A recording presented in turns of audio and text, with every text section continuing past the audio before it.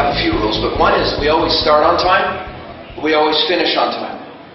And this is kind of neat here because I've always said when you prepare for some event like this, and we thought, what happens if only one person shows up? You know, what do we do? Do we go ahead? Do we do it? Well, yes, we do. We have Jesse. Jesse's here. Thank you, Jesse. We have one because this is going to be a dry run for us. It's going to be practice. We're going to use this for other events similar to this one. In fact, probably this one for next year. So, welcome. This is the Toastmasters presentation. My name is Terry. I've been with Toastmasters for a while, branching out now, going out to these other cool events like Comic Expo here in Calgary. I came down yesterday afternoon for about 2 or 3 hours, and I checked our room out, wanted to find a location. Then I wandered around on the floor, because I've never been to Comic Expo, and I was looking at the exhibitors, and I was looking around and seeing, geez, you know, everyone's dressed up. I sort of thought, man, is Toastmasters sort of out of their realm to be here? I thought, wow, maybe we're really getting out of our comfort zone.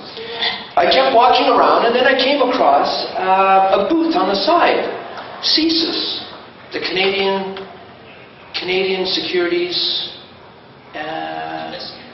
Investigative Services. It's like our Homeland Security division that the U.S. has. I thought they're here. Well, then all of a sudden I started feeling a little more relaxed, and yeah, we're here. It's okay, we're here. Because a big part of these presentations is public speaking. So that's what Toastmasters is. We had an open house at our club, and all three of us here are with one specific club in Calgary with Shaw Masters, because we all work for Shaw Cable. But there are approximately 75, give or take, clubs just in Calgary alone. Meet on any day, any evening, even 1 or 2 on the weekends. So we thought we have to come out to these events because we had a membership drive at Shaw a couple of months ago, 3 months ago, and during noon hour. And one of the people came up to us and said, yeah, it's great, but when will I ever use it?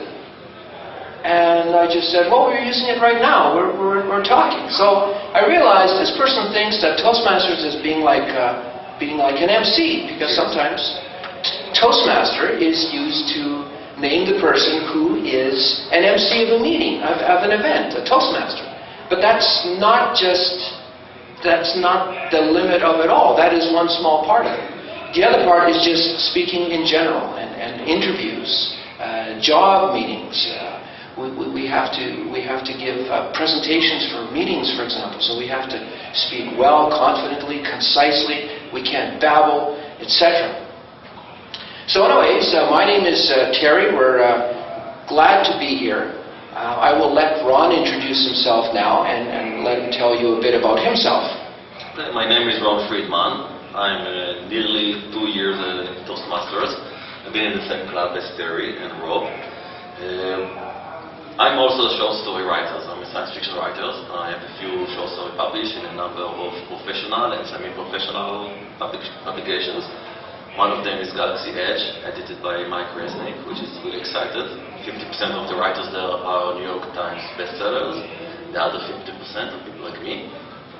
Also wrote a novel, not yet published, and a TV script. I'm a member of a few organizations related to science fiction and fantasy. And I'm a new immigrant. ESL, English is my second language. So if you join a Toastmaster and English is your second language, it's a really good opportunity to get practice, to talk, be able to stand in front of an audience.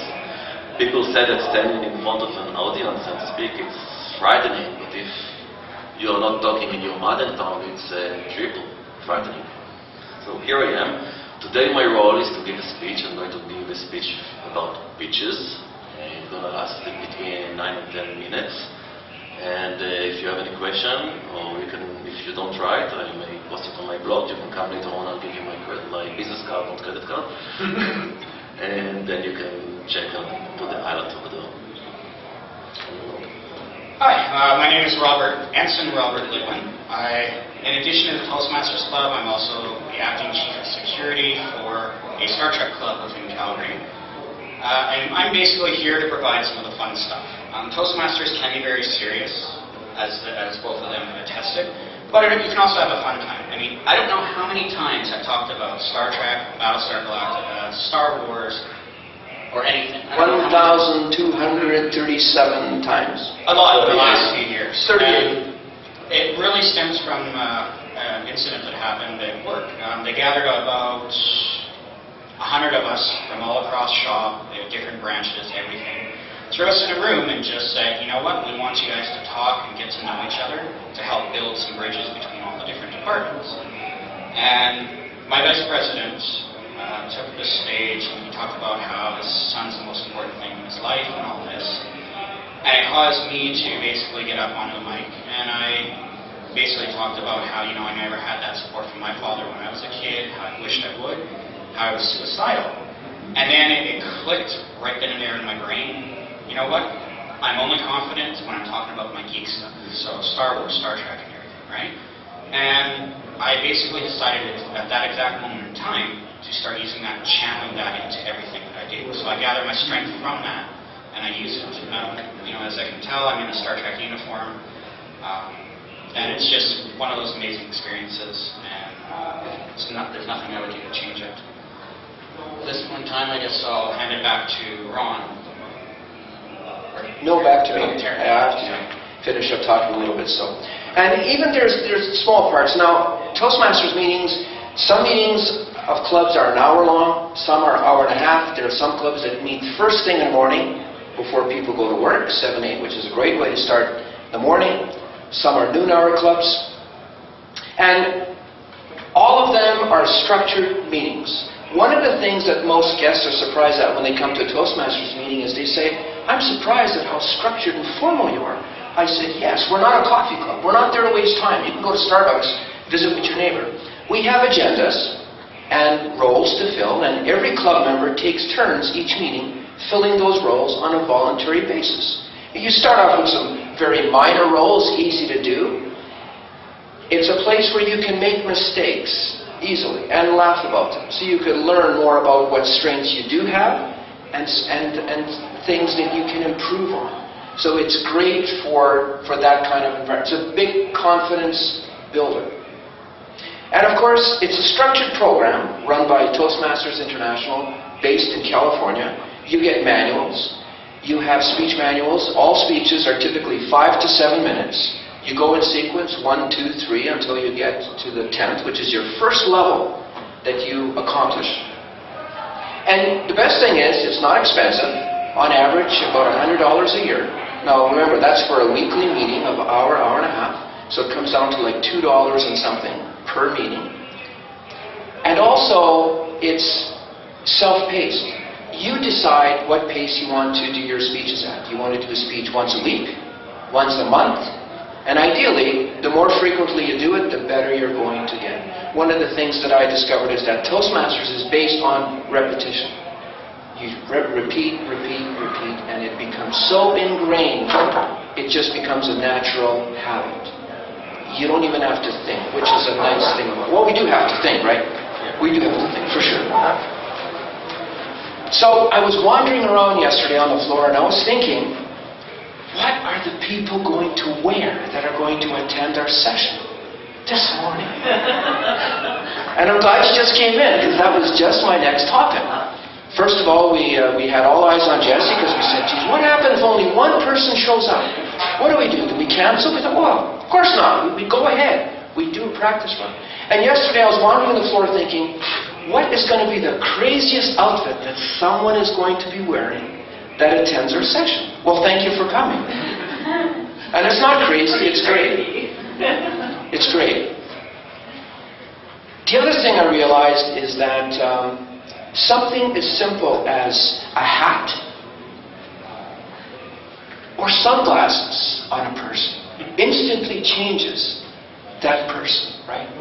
A hat and, thanks to CSIS, sunglasses. You put these on and you're a different person. You're role-playing. Now you're somebody else, and it's almost like you can free yourself and act. Of course, this simple outfit is nothing compared to the nice outfits people dress up like yourselves here at Comic Expo. It's great. Now, to the same extent, public speaking is also kind of role-playing. When you learn how to public speak well, to present well, even how to manage a microphone, which I'm still some days learning how to do because I forget to turn it on, it's role-playing. And that's the great thing about it. We also learn body language. We also learn eye contact, how to make good eye contact. And you also learn how to read other people's body language when you're speaking. But the two principal things that every meeting focuses on is a structured speech that you write out and you prepare, practice, and come and present. Another member of the club evaluates you, who also stands up and does a 2-minute evaluation of you. What you did well, what they liked, and then always gives you at least one thing they would like you to try next time to improve on. Moving around on the floor, perhaps, to sort of use your whole floor space. Perhaps not use too many ums and ahs. Use some pauses. Change the pace of your speaking. Even do repetition. To repeat the last one, to repeat the last one, to repeat the last one. Oh, you get it, right? So all these skills is what we practice during the meeting. The other part, which is big, is speaking off the top of your head. Now, anybody, each day has to use that. It's like, how are you today? Well, what do I tell them? Do I tell them the truth? Or do they really care? Or do they just want to hear me say, oh, fine, thanks, how are you? So, when I'm done my little rant here, Ron will give you a perfect example of a speech. He's going to do a 5 to 7 minute speech. And then when Ron's finished, Rob will take over with the table topics. And he'll show you exactly what we do with table topics. So I won't go into either of those because I'll let them explain the format of what they're going to do, speeches, and table topics, which is speaking off the cuff. Even sometimes you make up stuff, right? But I won't take away from Rob's session either. So I think this is a good point for me to just pass the mic over to Ron and let Ron give you an example of a speech, an actual manual speech. Take it away, Ron. Thank you. Maybe I'll go downstairs. As I explained earlier, English is my second language. And also this panel, we also promised to talk to you about pitches, how to deliver a speech. So I'll do a speech about pitch, and I'm not talking about the food. I'll start with a story. Let's go back in time to the year 2008, when World Fantasy Convention was held in Calgary. For those of you who don't know, World Fantasy is a small convention, only 900 people attending. All of them are professional, like people like George R. Martin. So it's very close, and people go there just to network. Back then, I was not a published writer yet. I only wrote a couple of short stories and a couple of chapters on my first novel. But hey, it's in Calgary. I should join. So I was happily going through the corridor, and then suddenly the door opened. And in front of me stood the major editor of one of the biggest publishing houses in the world, one of the top 5 New York publishers. I want to share with you how the conversation went, how my pitch session went. It went something like this. You ready? My name is Ron. I started to write a novel. Granted, that was the worst, the saddest pitch in the history of pitches ever. Well, you're a tough audience. So at the end, he pulled out his wallet, credit card again. He took a business card, gave it to me, and he told me, "When you're done with your novel, send it to me." Why did he do it? I don't know. Maybe he felt sorry for me, with big puppy eyes, like Puss in the Boot in the Shrek movie. Okay, now let's go to serious stuff. I'm going to talk about 3 items today. About elevator pitches, about pitch letter or cover letter, and how to pitch your work in a convention. Is any of you an artist or a writer or interested in the stuff? Cameras? Okay, I'll start anyway. In an elevator pitch, you need to run into someone unexpectedly, and you have a very, very limited time to try to pitch your work to that person. That was quick. Okay, so you have something, a very limited time. It will happen when you walk casually in the corridor, or in the line for a coffee, or in an elevator, hence the name. So what you need to have is first a very, very crisp, short description, one-liner that will explain what your work is all about. For example, when Ridley Scott tried to pitch the movie Alien to the studios, anyone here saw the movie Alien? Anyone here did not see the movie Aliens and plan to see it? So there are some spoilers. Okay, so he said, Alien is Jaws in space. That was in the early 80s after the big movie with the shark that eat people. It's called Jaws, but in space. Okay, so now when you meet with this editor or publisher or agent of this very important person you want to pitch your work to, and if he's not interested, if you want to get his completely, if he doesn't like the idea, if he doesn't like you, whatever, then that's the end of it and you look for other opportunities. But if turn around, look into your eyes and tell you, oh, that's interesting, tell me more about it. In this case, you go to the next level, the 30-second pitch. You have to tell a little bit more. Oh, it's about this alien spaceship and company conspiracy. They stopped next to the planet and brought a nice little egg with a nice little alien that hatched up, and then he hatched up from the tummies and killed almost everyone. Really, really cool stuff. 30 seconds. If that person will tell you, oh, that's really interesting, tell me more. And you go to the next level, which is the 5-minute speech. I'm sorry, but you do have to speak for 5 minutes about your work. You need to know to practice how to do that. Okay, next thing is the cover letter. When you submit a letter to a publisher, the first thing you need to do is read the submission guideline. Normally on the website, you have submission guidelines, follow them and follow the rules. If there are no rules, then you can go what else I'm going to tell you. First, you want to do is to establish personal selection with the editor or the publisher or the director that you send this letter to. So, address him by his name. If you have met him before in a convention or someplace, or maybe read his book or saw his movie, mention that, so you got a personal connection. Next thing you want to have on cover letter is the short version of your own. You can do the 3 to 10 second pitch, the one-liner, Jaws in space, and then you tell what the story is about, what genre it is, what is the main problem, and who is the main character, and what is the internal conflict to the main. You want to get emotional, and don't tell anything about the ending. Ending belongs to something else called the outline. Sometimes they ask for outline, then you tell the ending. So if you want to know how this emotional cliffhanger, you raise a question, a pitch should look like, you can go to any bookstore, open the cover, and then you put the cover, you can see like the description of the book. Or if you see a movie, you see the promo, that's more or less what you are aiming for. Okay, let's go. After that, you want to tell about yourself, about your bio. Now, if you have any publication credit, mention that. If you attended any workshop with a really cool person or industry figure, mention that. If you saw, if you saw something, now I'm branded. People come in and out.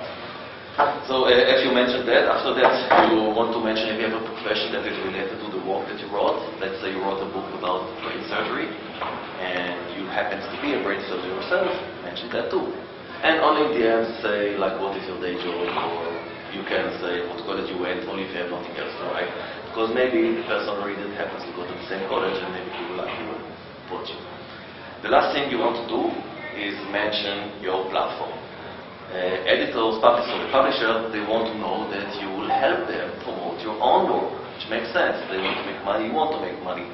So if you have a profile, online profile, if you are active in Facebook, Twitter, Google+, whatever, LinkedIn, mention that. If you belong to a club that people in the club knows you and it's related to the story that you're trying to sell, mention that too. For example, if you belong to a club of car racers, and you wrote a book about car racing, and hundreds of people in the club knows you and wants to buy the book, this is something you want to mention in the letter.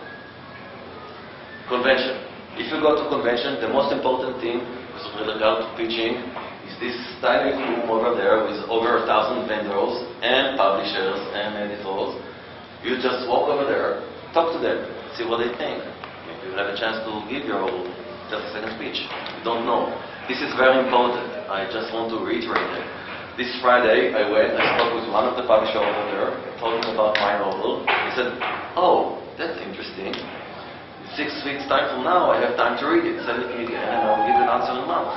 So just this one speech was worth this whole convention.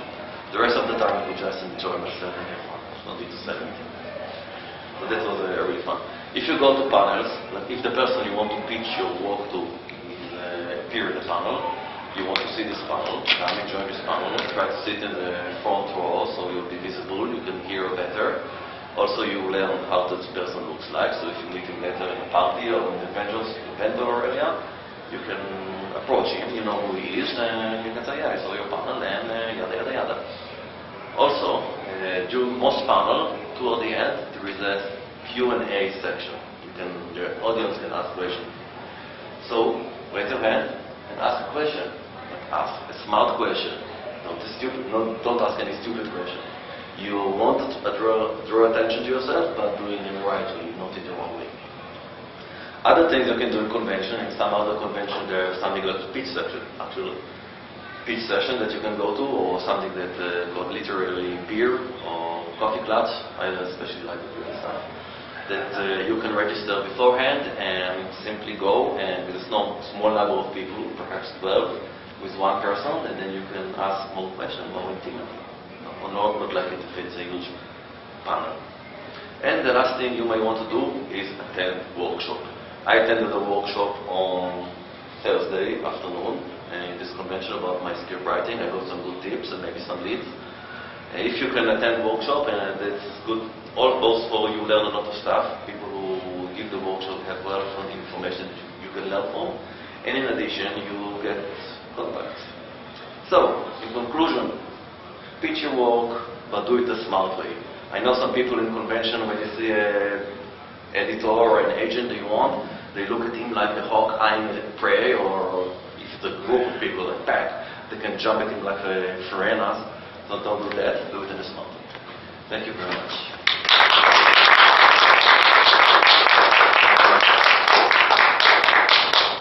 Thanks, Ron. One of the things, I don't know if Ron mentioned, aside from the fact that he has a full-time job, he's got a young family, his passion is sci-fi writing. And he's already written and published several, and he still keeps doing it. That is his passion. So the other thing Toastmasters teach you is how to listen. Very important, but underrated. It's seldom spoken about. It teaches you how to listen and retain stuff that you can use at work, everywhere. So thanks, Ron, for that. Rob is also in our club, and he is the table topics master. He knows how best to handle a question that's asked of you off the top of your head, like some comment or something. And he's going to lead a table topics session for you here, but I'll just let Rob take it away and just explain what table topics is about, another big part of our Toastmasters meetings. Rob? Well, thank you, Terry. So what table topics is it's something that's designed so that you can talk about things on the fly.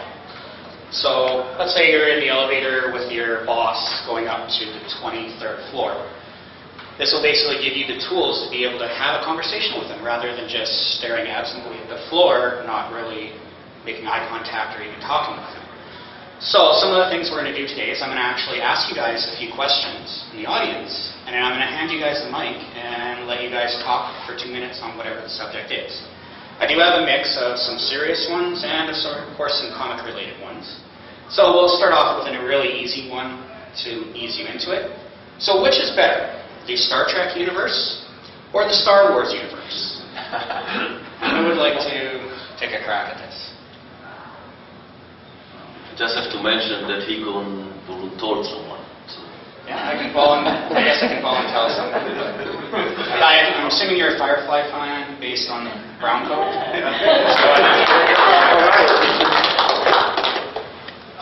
I'm going to say Star Trek because you're wearing the Star Trek uniform. To go against 2 minutes. 2 minutes? 2 Oh. minutes. So what do you like? Or as long as you can. So most of us have made 10, 15 seconds on our first several. Okay. I'm going to say I couldn't decide because either way, grew up with both. Would watch both semi-religiously these days. It's not a real religion. And I don't know, they both come from different universes. It's not something that you can say one's better than the other. Well, very much.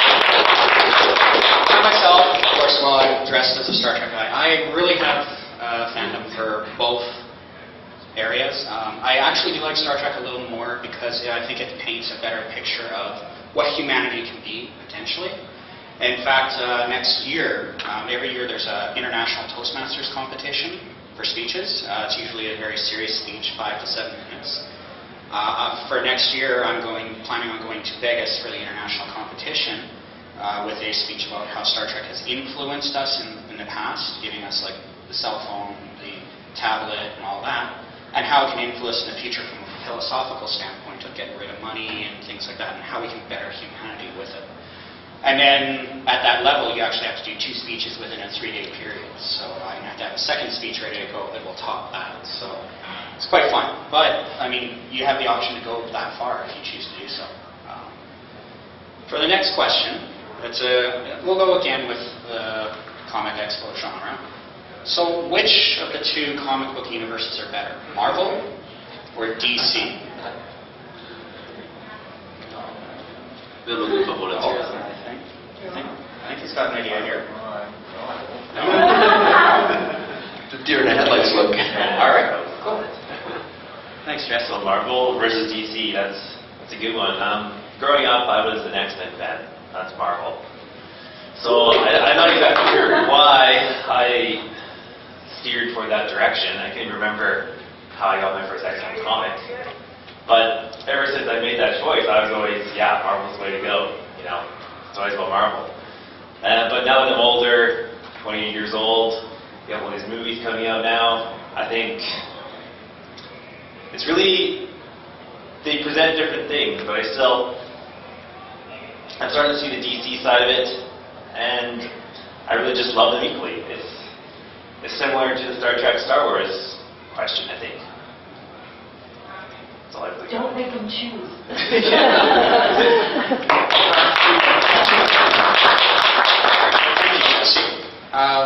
Myself, I'm really leaning more towards a Marvel fan right now. I just think that they're really doing things in a smart way with all their marketing and the way they're doing all these movies, how they're intertwined with each other. Even the smallest little detail from one is now influencing another. And even with Captain America, the new movie that just came out, they actually tied it into the TV series Agents of S.H.I.E.L.D. and had a cliffhanger on Agents of S.H.I.E.L.D. The movie comes out next week is a continuation of the movie. So they're really playing it smart. I think Disney's making a big, really great decision with the way that they're marketing it. And that just goes sort of back towards Toastmasters, because someone must have pitched that idea to them, right? To, hey, let's formulate a huge game plan and be really, really convoluted in this. And the way that they've intertwined it, they've got a game plan, I heard, upwards of 2018 for when they're going to release movies and how they're going to do it. Like you got Guardians of the Galaxy, which is coming out, sort of tied in with a piece at the tail end of Thor Dark World 2. There's a very small clip at the very end of the credits that if you didn't wait to see it, you won't realize it, but it actually ties in with the new movie that they're coming out with. So it's just amazing marketing. For the third question, this time we're going to go back to how I actually opened up. And we'll say that you're in an elevator with your boss going up to the 45th floor. What would you say to your boss? And how would you avoid that awkward silence?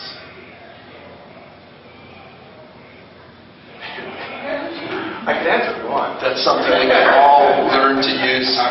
And you are? My name's Warren. Nice to meet you, Warren. All right. Cool, thanks. I don't have a boss. I work for myself. So I can bring awkward silence.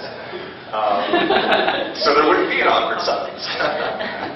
I guess theoretically, if I was in an elevator and it was a ride growing up, and the article was box there, would probably open up about something about the weather, which is probably the worst rule in Toastmasters. And maybe, if there was a file we were working on, something like that, mention something like that. Depending on who the boss is, I mean, they might like the sports game, depending on who they are, kind of tailored for what they're interested in.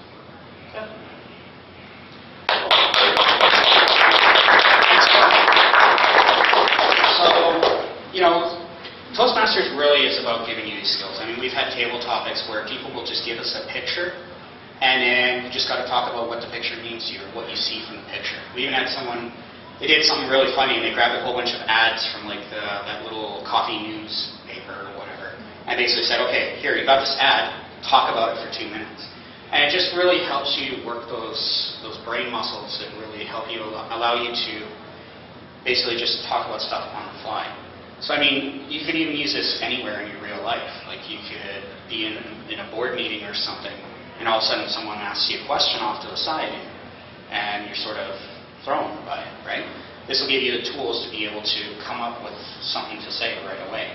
And it may be a small part of the Toastmasters, but I think it's one of the most crucial parts because it's something that the everyday person can use.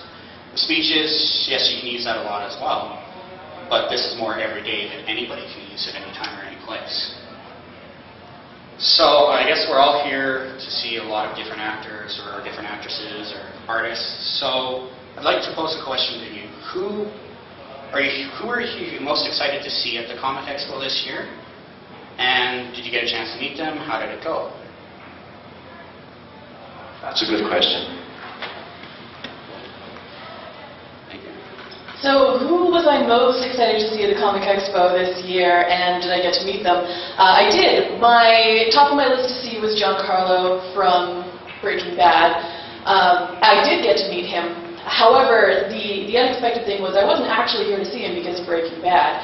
I was here to see him because of a show on NBC called Revolution, where he plays a fabulously evil, conniving character, which is probably similar to the one he plays on Breaking Bad. However, he doesn't slit anybody's throat with a box cutter at that point in time. On meeting him, I became even more of a fan of his because I discovered that he was just a very delightful human being. During his panel, he, at several points in time, stomped his feet like a little child and smiled and waved his hands at the audience. Definitely much different from the characters he tends to play on TV. He was also very blown away by my cosplay, which made me feel very noticed by my idol, which is always a really cool thing. So the person I was most looking forward to see was Giancarlo, and I was able to meet him yesterday. Thank you. Thank you very much. Now that is a fantastic example of how to do a table topics, which is really a mini speech. Your closing wrapped it up in a summary sentence. That's fantastic. In fact, I think you sound like you've spent some time in Toastmasters. I have. Good for you. I was wondering about that. It's always good to see a fellow member back. So, for the last, how are we doing on time? We're like at 12:05, and number 2 rule is we always finish on time. So we either stretch it or cut it. So we're 5 after 12, and we're going to take a few questions if anybody has any questions at the end. So maybe one more. Okay. So again, going back to the Comic Expo, there's a lot of characters out there, whether it be Sailor Moon or Doctor Who. Which character most inspired you, and why did they inspire you?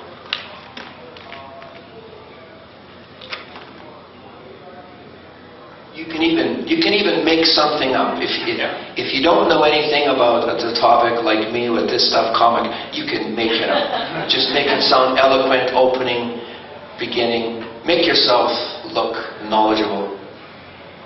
Imagination. All right. Good for you. Okay, so when I was a kid, it was most likely Scully from X-Files. She really taught me that women could be smart and brave and strong, but also very sexy, because she was beautiful, even though she wore the most frumpy clothing in the world and had the world's worst haircut from the 90s. But she was beautiful, and everyone wanted to be her, but she was also really smart and stood up for everything that she believed in. And so when I was a kid, it was always Scully. And then as I got older, it became more characters. Like now I'm really into Doctor Who and the Doctor's values of don't use violence and always stand up for what you believe in. And that's a theme, though, in sci-fi. It's always stand up for what you believe in, do what's right, and don't try to use violence. Try to talk to people about it. So those are the kind of characters that I use for influence and what made me who I am. Thank you very much for sharing. I guess the obvious person that I think would be inspirational is, I think, Ellen Ripley from The Aliens. She actually acknowledged, I think there was an article in The Sun or something this morning where she actually didn't realize how much of an impact her character had in the movies. Now, she definitely agrees that the second one is the best one out of all of them, thank God. But, you know, it just goes to showcase that there are lots of strong women out there, and I'm really glad that she, you know, Scully inspired you as Ripley does many other women. That's good. Okay, if anybody has any questions, please, we've broken the ice. You know what it's all about, how to just stand up and talk what's on your mind. If you have any questions, please ask us. We also do have our cards here. We have some magazines there that you can take and keep. When you join as a member, those come out every month out of California to every Toastmaster member in the world. We're worldwide, over 100 countries, of course. And those articles are written, 90% of them are written by actual members around the world. So members actually participate and contribute to the magazine that's read by members and the general public worldwide. So if you have any questions, yes? So is there chapters throughout the city? Are they? There's approximately just, in Calgary alone, there's like 75 clubs. Oh, okay. And outside of the city, there are usually in the major centers like Grand Prairie, Edmonton.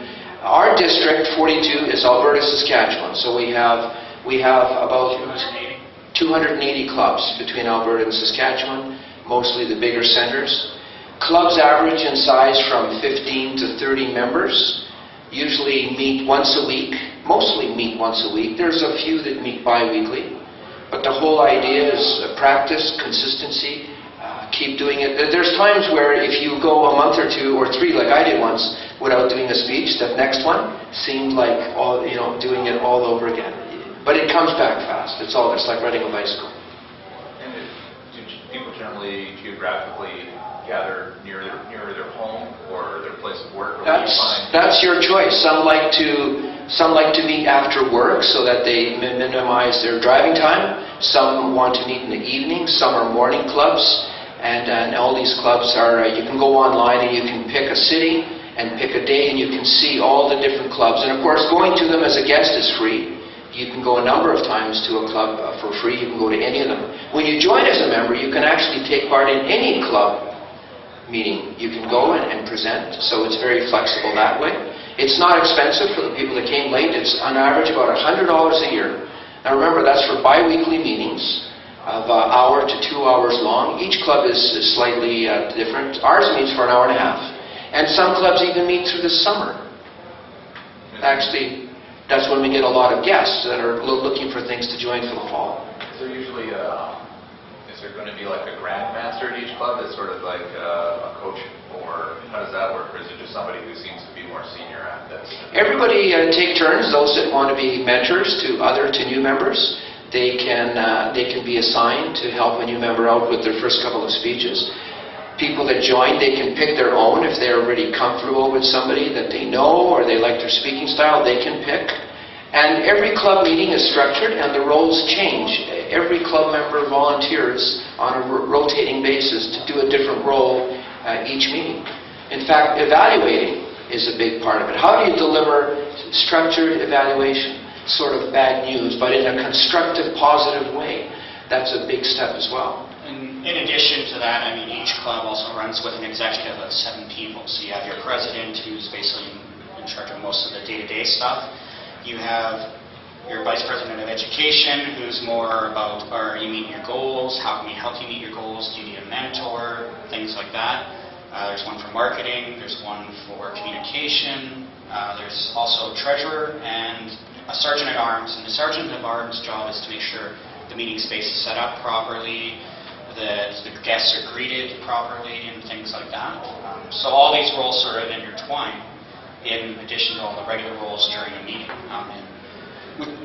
Even if you charter a new club, like yes, those people on your executive will be relatively new to it, but the club also gets a mentor from another club, someone who's very senior and who's either started out some clubs before or anything like that, and they're actually there to assist you with any of your concerns. So it is very structured.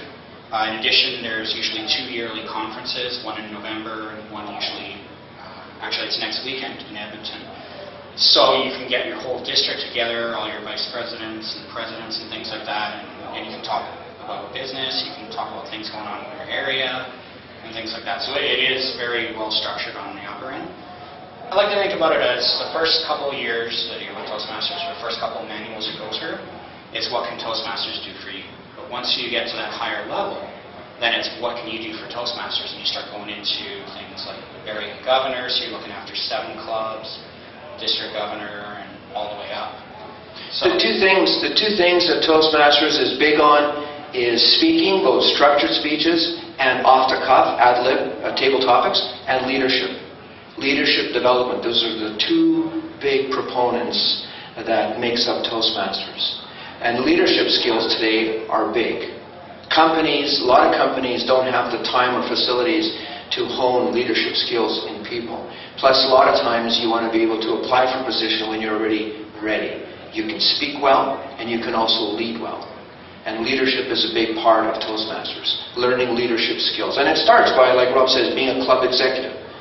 And it's a safe place to experiment. It's not meant to be work, I say, because we've got enough things on the go. We have our jobs, we have our families. It's meant to be fun. And you learn by doing. And the best way sometimes is in an environment, in a Toastmasters club, where you can make mistakes, laugh about it, not take yourself too seriously, and learn from other people's feedback. Yeah, and also you can see there is an agenda sample here that you can see what are the different roles throughout the meeting. So yeah, when we're done, come please up to the front, grab a magazine, grab one of our cards. If you have any questions, we'll be hanging around for 5-10 minutes after, and I guess we should wrap up. It's 12:15. If you have any other questions, you can talk to any of us one-on-one. And thank you for coming. Enjoy the show. It's a great show.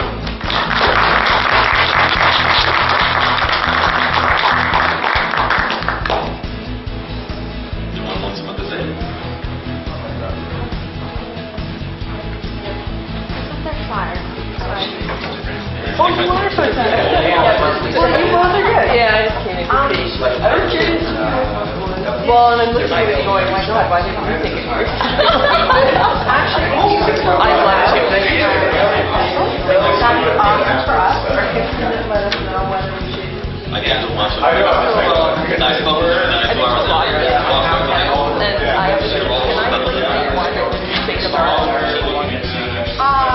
Or you guys want first? Someone's thinking so good.